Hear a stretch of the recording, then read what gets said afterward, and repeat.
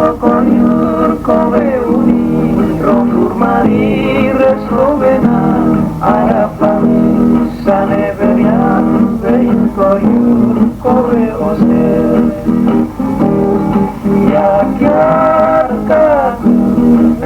koyur kobe uniro yen disare kobe na arapagi sane berian beyun koyur kobe ose.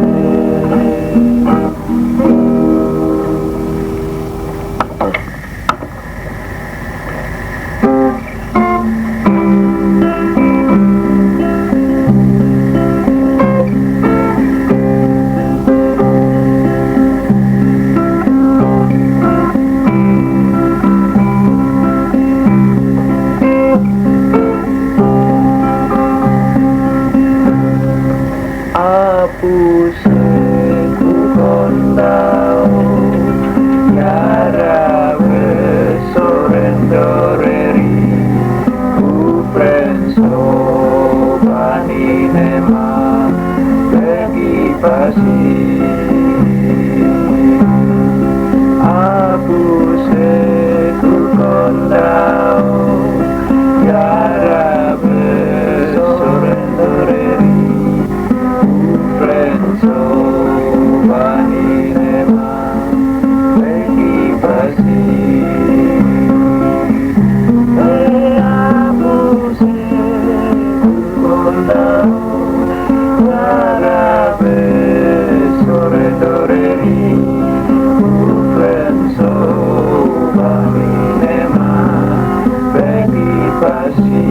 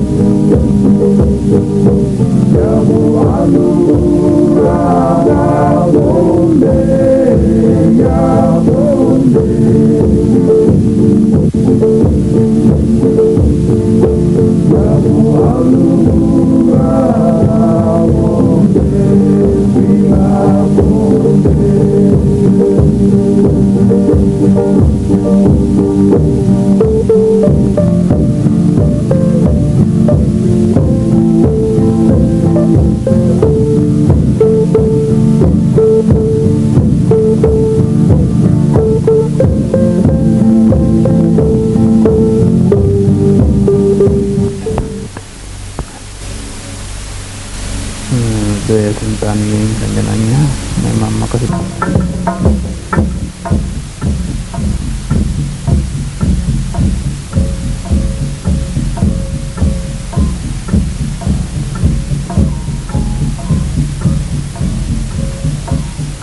Inilah Pelangi Budaya Irian Jaya, edisi khusus budaya Iriani dalam kata dan melodi, siaran keempat tanggal 7 Januari 1979. Acara ini diselenggarakan oleh Lembaga Antropologi Universitas Cendrawasih Irian Jaya. Kepada semua pendengar di mana saja suara kami dapat ditangkap, pengantar kata Martini, penata teknik Konstan, musik Arnold, bersama kelompok membesak menyampaikan selamat hari Minggu dan selamat mendengarkan.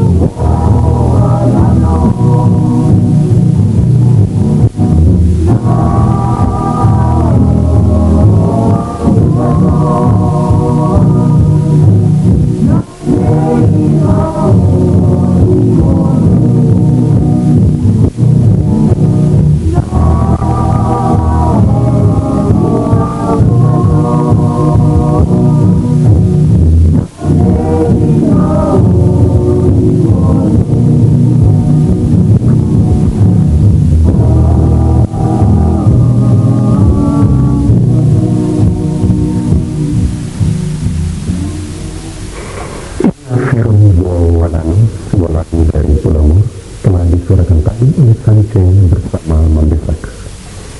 Saudara pendengar, di Indonesia ada banyak mite atau dongeng-dongeng suci yang menceritakan tentang terjadinya manusia, dongeng suci tentang hilangnya sebuah sorga, tentang raksasa yang malang, tentang bulan, danau, gunung, air bah, dan masih banyak lagi.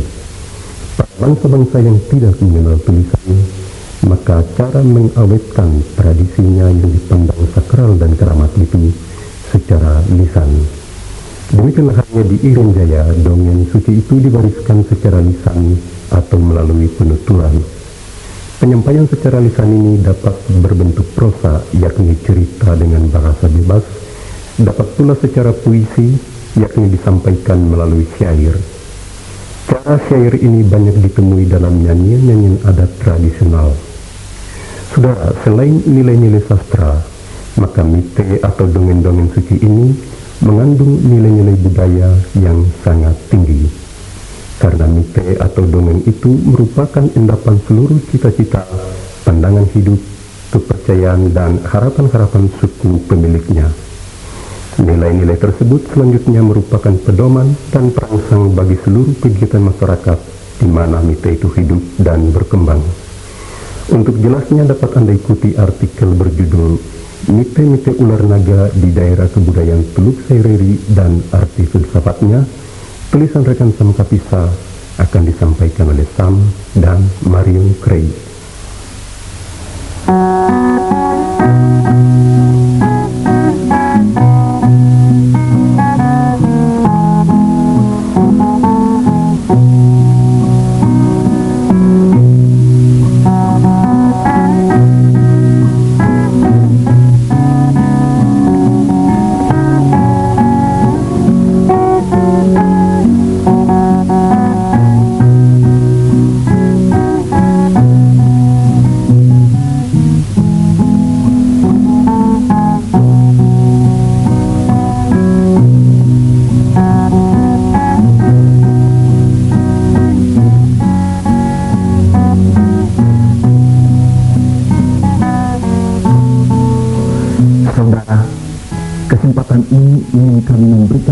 sedikit uraian tentang mite ular naga di daerah kebudayaan Teluk Saireri dan arti filsafatnya, yakni tentang latar belakang dan maksud yang terkandung dalam dongeng-dongeng suci itu.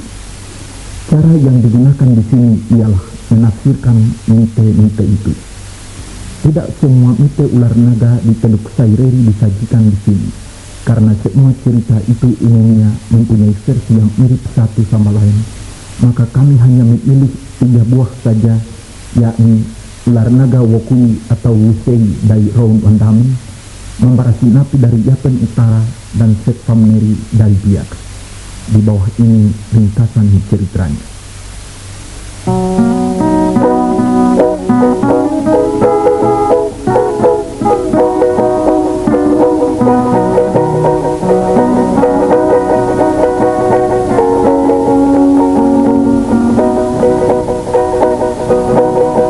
Saudara, dahulu sekali di Pulau Ron ada seekor ular naga bernama Wukui alias Usei. Ular naga ini berasal dari Yawen. Ia datang ke sini dan mengancam penduduk kampung. Penduduk menjadi korban, tetapi ada pula yang sempat melarikan diri. Tersebutlah seorang perempuan hamil yang tidak sempat melarikan diri tinggal di kampung itu.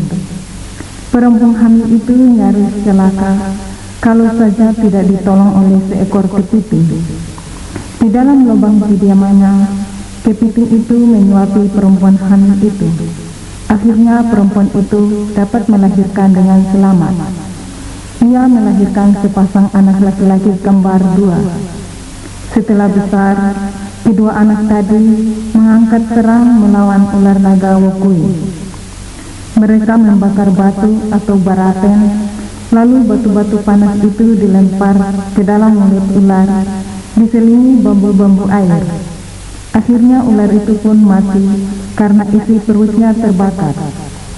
Ketika orang-orang Ron mendengar kematian ular itu, mereka kembali ke Pulau Ron dan tinggal dengan aman. Orang-orang Ron sampai sekarang masih mengenang cerita itu dalam nyanyian-nyanyiannya.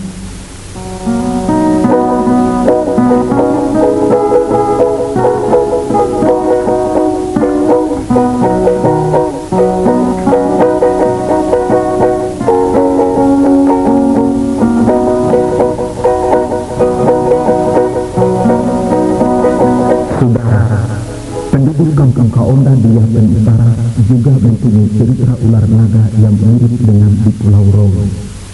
Ular naga di Kaonda bernama Mambarasi Napi. Ular ini dapat telan rumah dengan orang-orang dan harta benda di dalamnya. Karena takut, penduduk yang tidak sempat ditelan berlayar ke Pulau Biak. Diceritakan bahwa perahu-perahu yang berangkat itu syarat semuanya, sehingga tidak ada tempat lagi buat orang perempuan hamil yang mengandung tua. Rutubai, demikian nama perempuan hamil yang malang itu. Ia ditinggalkan seorang diri di kampung Kaonda. Adik laki-lakinya yang tidak tahan melihat kakak perempuannya terpaksa turun ke darat dan menemani Rutubai kakaknya. Untuk mengamankan diri dari ancaman Mambarasi Napi, Rutubai dan adiknya sembunyi dalam gua di bawah tanah. Mulut gua disumbatnya dengan rumpun bambu. Beberapa hari kemudian, Rutubai melahirkan seorang anak laki-laki dan diberi nama Raisuti. Setelah Raisuti besar, ia ingin membunuh ular naga Mambarasi Napi. Dengan bantuan anak panas dan busur yang dibuat pamannya dan batu-batu panas yang dibakar ibunya Rutubai, Raisuti berhasil membunuh ular naga itu. Dengan matinya Mambarasi Napi, kampung Kaonda tentram kembali. Harta kekayaan berupa piring-piring, porselin, gelang, dan manik-manik yang ditelan ular Mambarasi Napi dikeluarkan dari perut ular naga itu dan menjadi milik Raisuti, Rutubai, dan adiknya.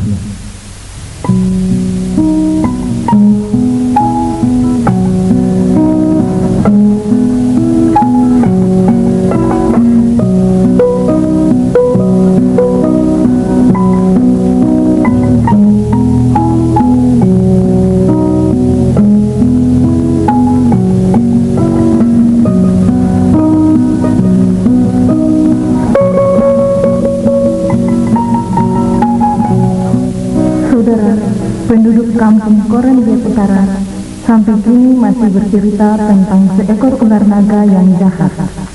Penduduk kampung Koren takut dan mengungsi meninggalkan kampung itu. Hanya seorang perempuan hamil yang tidak sempat ikut pergi karena semua perahu sudah penuh.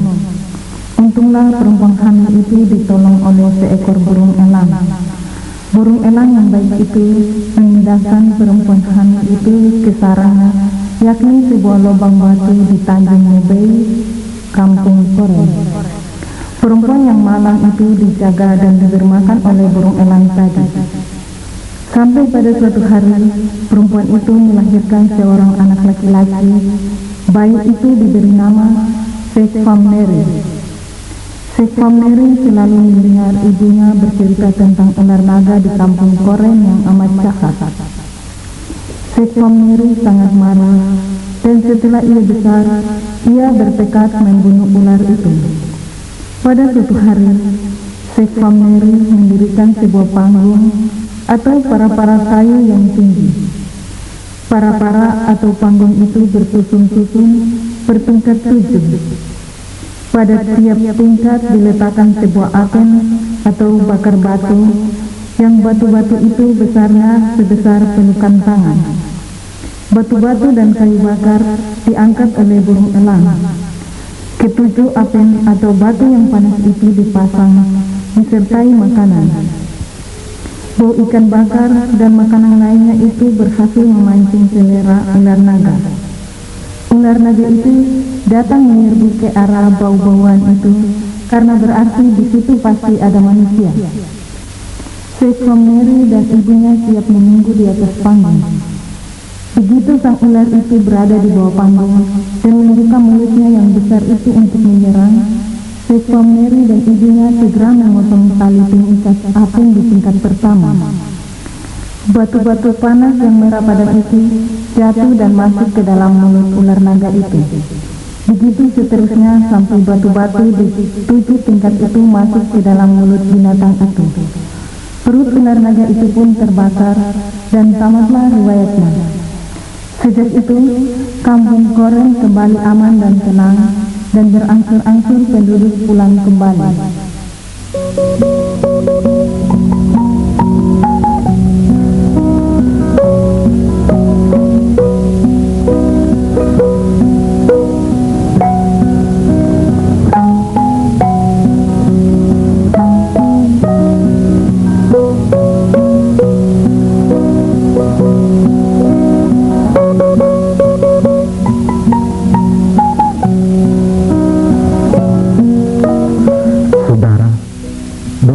Suci tadi menceritakan bahwa ular-ular naga itu bisa menelan rumah, manusia, dan seluruh harta bendanya.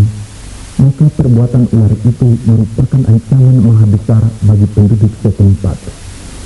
Berikut ini akan diuraikan hal-hal yang melatar belakangi timbulnya dongeng-dongeng tersebut, yakni apa sesungguhnya yang dilukiskan sebagai ular naga dalam dongeng-dongeng itu, kapan timbulnya dongeng-dongeng itu, dan siapa sesungguhnya yang dilukiskan sebagai pahlawan yang boleh mengalahkan ular-ular naga itu. Baiklah, kita mulai saja dengan yang pertama, yakni apa sesungguhnya yang dilukiskan sebagai ular naga dalam dongeng-dongeng suci itu. Saudara, ular naga yakni binatang dahsyat yang dilukiskan dalam dongeng-dongeng itu sesungguhnya adalah simbol atau lambang dari rahasia hidup dan mati. Penduduk Teluk Saireri dahulu kala sudah berpandangan bahwa rahasia hidup dan mati adalah suatu kuasa gaib yang berada di luar jangkauan manusia. Dan kuasa gaib ini lalu dilukiskan sebagai seekor ular naga yang mengerikan. Kalau dalam itu diceritakan bahwa ular naga itu boleh membunuh manusia dan manusia tidak berdaya terhadapnya, maka dapat dikatakan bahwa ular naga itu adalah lambang kuasa atas kehidupan abadi. Kalau ia boleh menelan rumah dan harta, maka ia dapat dipandang sebagai lambang kekayaan dan kelimpahan harta. Tetapi di samping kuasa yang baik ini, yakni hidup lestari dan kelimpahan harta, ular naga ini melambangkan pula kuasa jahat, Kuasa jahat ini dilukiskan dengan jelas dalam Ute. Ular naga ini boleh menelan rumah, memusnahkan manusia dan harta bendanya. Pelukisan kejahatan ular naga dalam Ute dapat diterima sebagai ungkapan simbolis terhadap ancaman-ancaman hidup seperti penyakit, kesengsaraan, dan kematian. Dan kuasa penduaan ini, yakni kuasa baik dan kuasa jahat ini, dari waktu ke waktu terus menindas dan menekan hidup manusia. Manusia sendiri tak berdaya. Ia hanya boleh mengakui kuasa-kuasa itu, bersikap takut dan pasrah saja.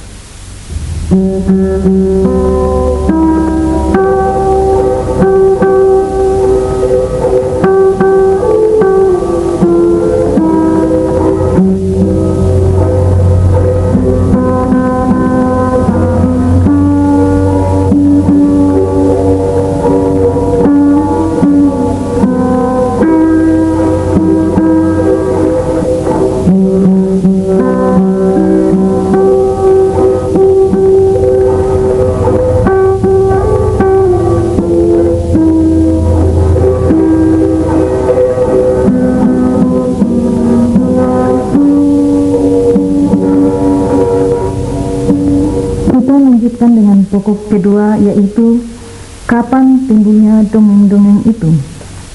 Saudara pendengar, suatu ketika dalam garis perjalanan dan perkembangan masyarakat penduduk Teluk Seireri, mereka menyadari tentang adanya kuasa penduaan ini, dan bahwa kesadaran ini lalu menimbulkan hasrat dan cita-cita, harapan dan tekad dari masyarakat itu untuk membebaskan diri dari kuasa-kuasa ini.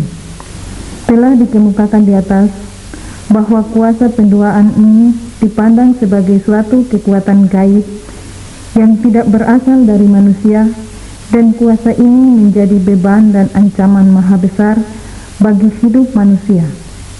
Ancaman atau kuasa penduaan ini lalu dilukiskan sebagai seekor makhluk yang mengerikan, yang perbuatannya dapat dibaca dari dalam teks. Dari penjelasan ini dapat diterima saja bahwa dongeng-dongeng suci tentang ular naga itu muncul sebagai akibat dari kesadaran manusia tentang kuasa penduaan itu. Karena dalam dongeng-dongeng itu tercetuskan hasrat, cita-cita, harapan, dan tekad masyarakat itu yang menyadari ketergantungannya pada kuasa-kuasa itu, dan kemungkinan pembebasannya dari kuasa-kuasa itu. Hasrat, cita-cita, harapan dan tekad masyarakat itu terbungkus dalam kemunculan simbol-simbol, gambaran-gambaran yang bagi orang luar tidak masuk akal atau dongeng, tetapi bagi mereka adalah mutlak benar.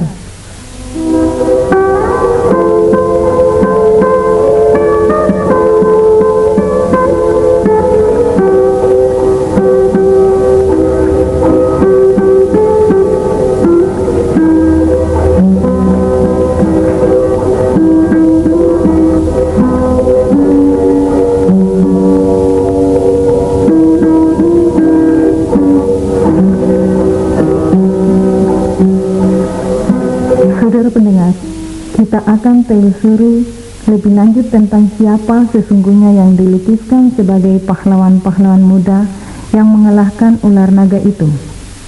Pahlawan-pahlawan ini adalah manusia biasa yang dilahirkan dari rahim perempuan-perempuan hamil. Pahlawan-pahlawan ini tidak lain melambangkan manusia yang hidup, sedang seluruh perbuatan dan tindakannya yang diwarnai sifat-sifat satria melambangkan budidaya dan tekad manusia untuk membebaskan diri dari kuasa penduaan ini yang disimbolkan sebagai ular naga. Membebaskan diri berarti manusia harus berbudidaya dan bertekad untuk memiliki kuasa-kuasa itu, sehingga ia boleh berbuat dan bertindak sendiri dalam garis perjalanan selanjutnya. Karena dengan memiliki kuasa atas hidup, manusia dapat menciptakan kelestarian hidup dan kelimpahan harta bagi dirinya, bagi masyarakatnya. Dengan memiliki kuasa jahat itu, manusia boleh bertindak sendiri sebagai ular naga bagi sesamanya. Keberhasilan pahlawan-pahlawan mitos ini dalam mengalahkan ular naga merupakan suatu ungkapan simbolis atau dengan kata lain mempunyai arti bahwa manusia dengan budidaya dan tekadnya telah berhasil mengalahkan kuasa penduaan itu. Karenanya kuasa itu kini boleh menjadi miliknya. Saudara pendengar, dari uraian ini dapat disimpulkan bahwa yang menjadi intisari daripada mite-mite ular naga di Teluk Sajreri adalah persoalan kuasa atas hidup dan mati. Nenek dahulu kala menyadari tentang adanya suatu kuasa dari luar yang dari waktu ke waktu terus menguasai hidup mereka. Mereka menyadari pula ketergantungannya pada kuasa-kuasa itu, dan bahwa kesadaran ini menimbulkan hasrat dan cita-cita untuk memiliki sendiri kuasa-kuasa itu. Dan hasrat atau cita-cita inilah yang dicetuskan dalam dongeng-dongeng suci ular naga yang mengerikan itu.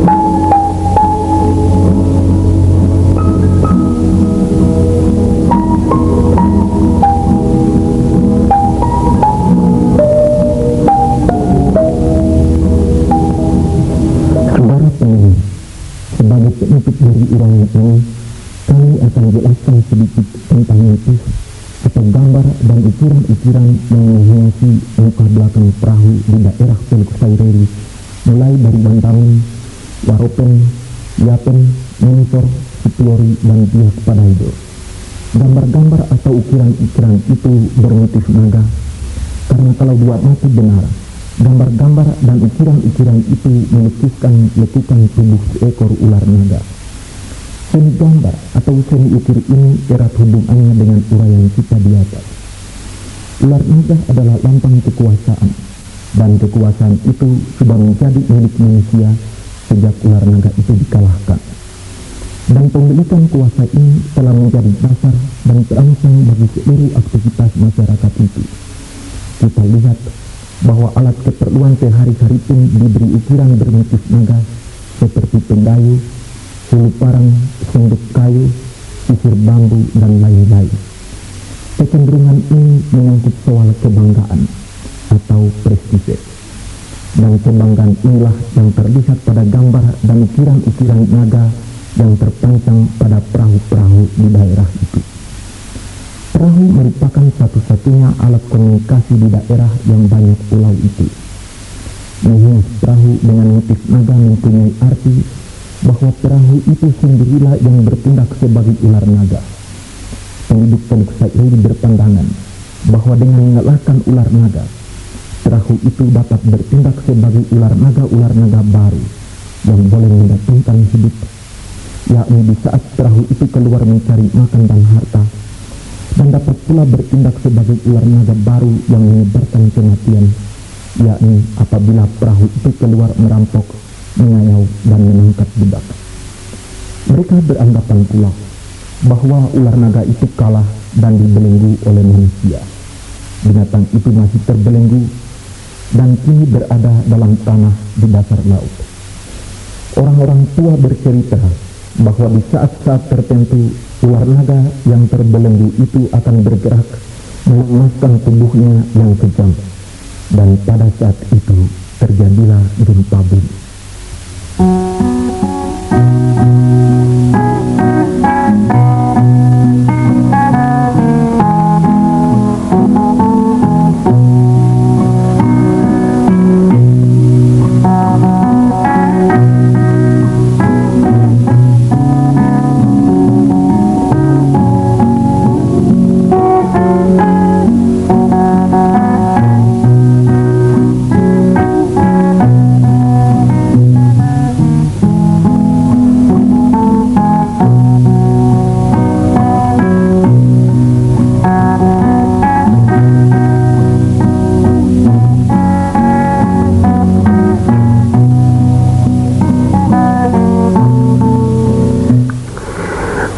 tadi telah kita ikuti bersama artikel berjudul Mite-Mite Ular Naga di Daerah Kebudayaan Teluk Tenggiri dan arti filsafatnya.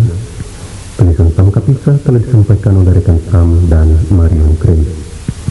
Saudara, perlu kami beritahukan bahwa dalam rangka memperingati Hari Samudra tanggal 15 Januari 1979 mendatang, grup mendesak akan menurunkan sebuah sandiwara radio berjudul Gugurnya Sekuntum Bunga Laut karya Sam Kapisa. Sebelum berpisah, marilah kita dengarkan sebuah lagu ciptaan Arnold Up berjudul Iriani Pusaka, disuarakan oleh Sam Kapisa dengan iringan akordeon Arnold. Selamat mendengarkan.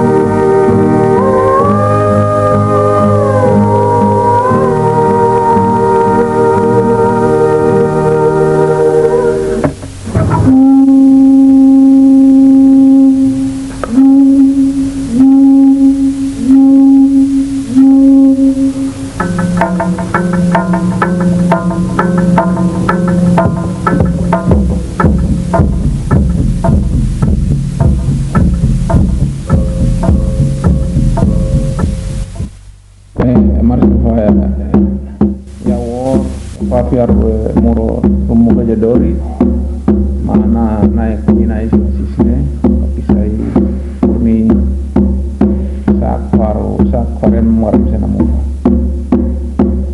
mesel murias arwo ini ya be aworu sandia ya mufa sinana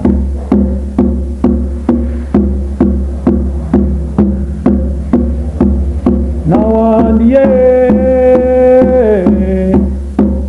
kumbe sinde nawandie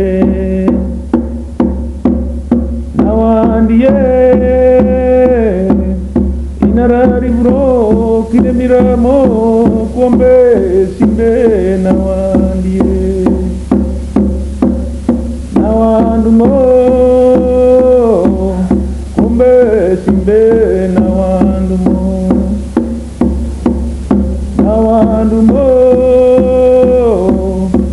inarari bro kine miramo kumbe sinde nawandumo nawandie kumbe sinde nawandie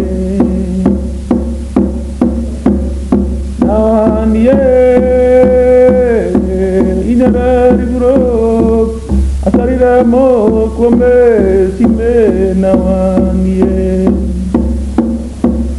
nawandumo kumbe simbe nawandumo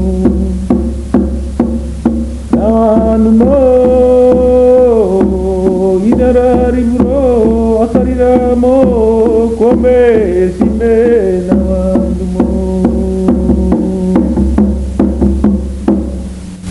yo mansar tadi